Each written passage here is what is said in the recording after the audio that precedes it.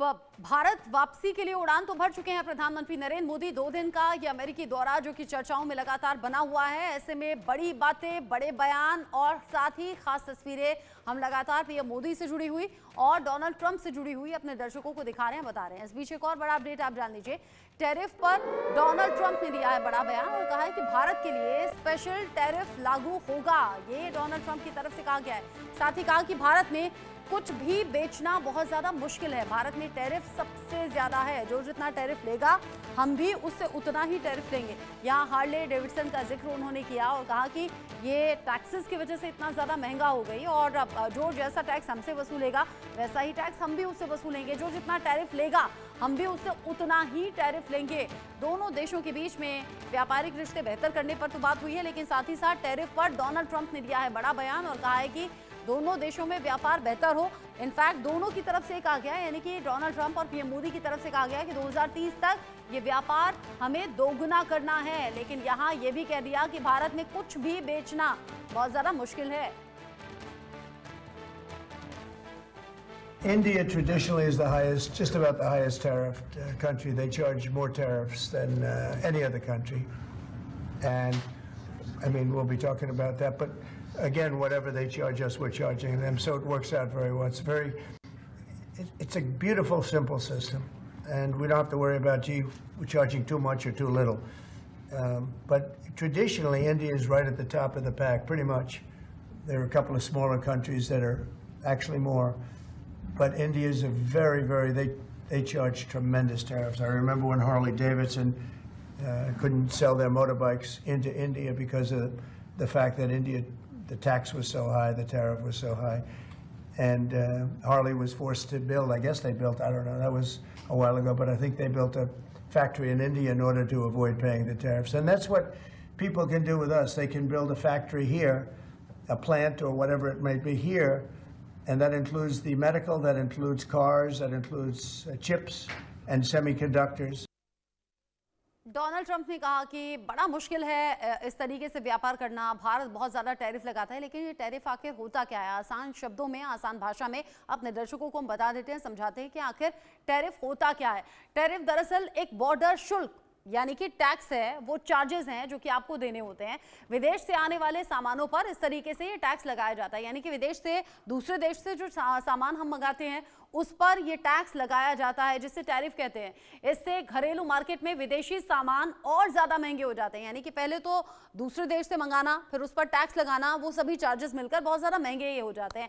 Tariff से सरकार की इनकम भी बढ़ती है, यानी कि अगर यहाँ डोनाल्ड ट्रंप इस बात का जिक्र कर रहे हैं और यहाँ कह रहे हैं भारत में बहुत ज्यादा कठिन है व्यापार करना, यानी सब टैक्स भारत सरकार के पास जाता है। घरेलू प्रोडक्शन को बढ़ावा, उद्योगों की रक्षा करना एक मेन उद्देश्य भी इसके पीछे कहा जाता है। यानी कि अगर दूसरे देश से अगर आप कोई सामान मंगाते हैं, चीज मंगाते हैं, उस पर जो टैरिफ लगाते हैं, टैक्स लगाते हैं, चार्जेस बहुत ज्यादा बढ़ जाते हैं। लेकिन ऐसे में घरेलू प्रोडक्शन को और ज्यादा बढ़ावा देना और उद्योगों की रक्षा करना भी एक उद्देश्य है। यानी कि अगर विदेश से कोई चीज लाई जा रही है और अलग अलग टैक्सेस की वजह से वो बहुत ज्यादा महंगी हो गई है, तो कोशिश की जाएगी या कोशिश की जाती है कि अपने ही देश में उस चीज का मैन्युफैक्चर हो। और इसीलिए डोनाल्ड ट्रंप ने कहा कि बड़ा मुश्किल है भारत में व्यापार करना, क्योंकि अलग अलग जो टैक्सेस हैं वो बढ़ जाते हैं और भारत बहुत टैक्सेस लगाता है। अब जानिए भारत अमेरिका के बीच में कौन सी वो 5 डील हैं जिनका जिक्र अब चारों तरफ हो रहा है। F-35 स्टेल्थ फाइटर जेट जो डील हो सकती है इन फ्यूचर, पॉसिबिलिटीज हैं भी और नहीं भी, लेकिन इनको लेकर बातें बहुत हैं। आईमेक के लिए भी डोनाल्ड ट्रंप जो है वो तैयार हो गए हैं, इसको लेकर भी दोनों देशों के बीच में इन फ्यूचर बात होगी। साथ ही साथ व्यापार को डबल किया जाएगा, इसका जिक्र हमने किया है। 2030 तक व्यापार जो है भारत अमेरिका में उसे डबल करने की तैयारी है। तेल और गैस सप्लाई करेगा अमेरिका, ये ऑफर भी भारत को दिया गया है डोनाल्ड ट्रंप की तरफ से। अमेरिका में 2 और दूतावास खोलने पर भी बात हुई है, इस बात का खुद पीएम मोदी ने जिक्र किया था। यानी कुल मिलाकर ये 5 बड़ी डील हैं, ये 5 बड़ी बातें हैं जो भारत और अमेरिका के बीच में हुई हैं और इनको लेकर चर्चा भी हो रही है। साथ ही साथ 5 डील तो आपने जान ली, 5 बड़ी तस्वीरें भी आप देख लीजिए। 5 बड़ी तस्वीरें जो इस अमेरिकी दौरे से जुड़ी हुई हैं। भारत को F-35 जो फाइटर जेट है क्या वो मिलने वाला है, यानी कि क्या इस दिशा में कदम आगे बढ़ेंगे, क्या ये डील हो जाएगी, ये बड़ा सवाल। तहव्वुर राणा का प्रत्यर्पण, ये भारत के लिए कूटनीतिक जीत एक कही जा रही है। मुंबई हमले का दोषी है, मुंबई धमाके जिसे कोई हिंदुस्तानी भूल नहीं सकता। तहव्वुर राणा का प्रत्यर्पण, इसको लेकर डोनाल्ड ट्रंप ने मंजूरी दी है। आतंकवाद को लेकर साफ ये कर दिया दोनों ही लीडर्स की तरफ से, कहा गया डोनाल्ड ट्रंप पीएम मोदी के आतंकवाद से मिलकर लड़ा जाएगा। साथ ही साथ आईएमएफ के लिए भी ट्रंप पूरी तरह से तैयार है, यानी कि इन फ्यूचर इंपॉर्टेंट डील दोनों देशों के बीच में हो सकती है। और ये जो 5वीं तस्वीर आप देख रहे हैं, ये उन तस्वीरों को आप देख रहे हैं जिसमें डोनाल्ड ट्रंप और पीएम मोदी साथ में बैठे हुए इंपॉर्टेंट इश्यूज पर बात करते हुए, और यहीं से बड़े बयान निकलकर सामने आए हैं। दोनों नेताओं की तरफ से कई बड़ी बातें, जानकारी साझा प्रेस कॉन्फ्रेंस में बताई गई हैं।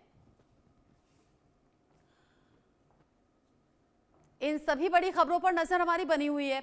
साथ ही साथ जो अलग अलग जानकारी है वो सामने आ ही रही हैं। इससे पहले मेजर शाह से मैं बात कर ही रही थी, मेजर शाह F-35 का आप जिक्र कर रहे थे, लेकिन साथ ही साथ चूंकि पहले फ्रांस के दौरे पर गए, फिर अमेरिकी दौरे पर गए, अलग अलग तस्वीरें हैं, अलग अलग डील्स की भी जानकारी है।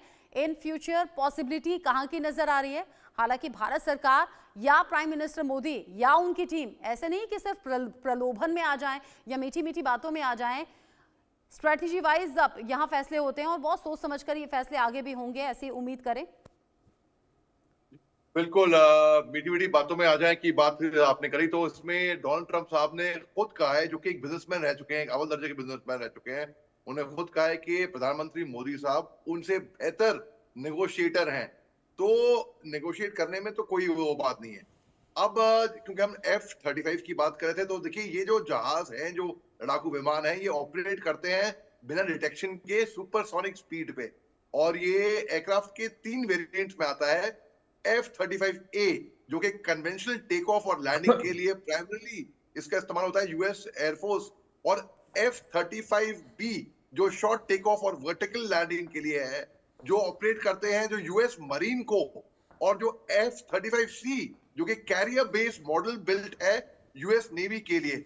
और उसके बाद फिर यूएस ने F-35 एक ऑर्डर बुक में के हिसाब से और भी ये जहाज बनाए, ये इसलिए क्योंकि ताकि पूरी दुनिया में F-35, अभी F-16 का बड़ा नाम था, F-16 वही जहाज है जो कि ग्रुप कैप्टन अब तब विंग कमांडर अभिनंदन वर्तमान ने 27 फरवरी, अभी 5 साल तकरीबन 6 साल होने वाले हैं, जब पाकिस्तानी F-16 को MiG-21 बाइसन एयरक्राफ्ट, जो कि प्रफुल्ल बख्शी साहब ने F-21 ये जो MiG-21 बाइसन के वो पायलट रह चुके हैं, वो गिराया था पाकिस्तान में।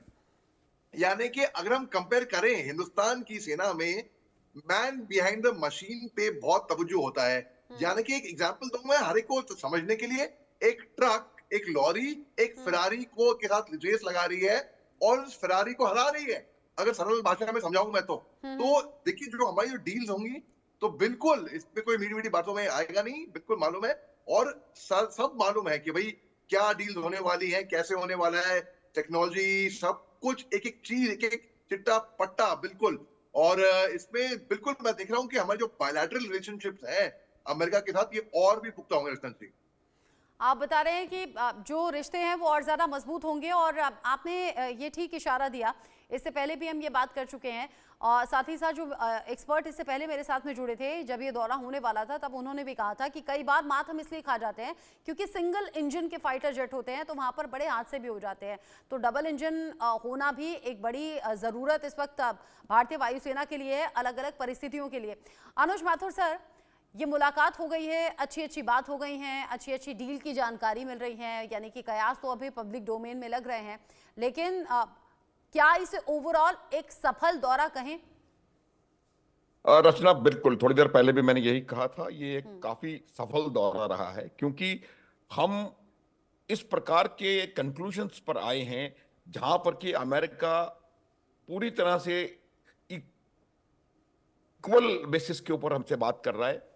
वो भारत को स्मॉलर पार्टनर, यंगर ब्रदर की तरह से बात नहीं कर रहा है, बिल्कुल बराबर के लेवल पे हमारी हर किस्म की बातचीत हुई है।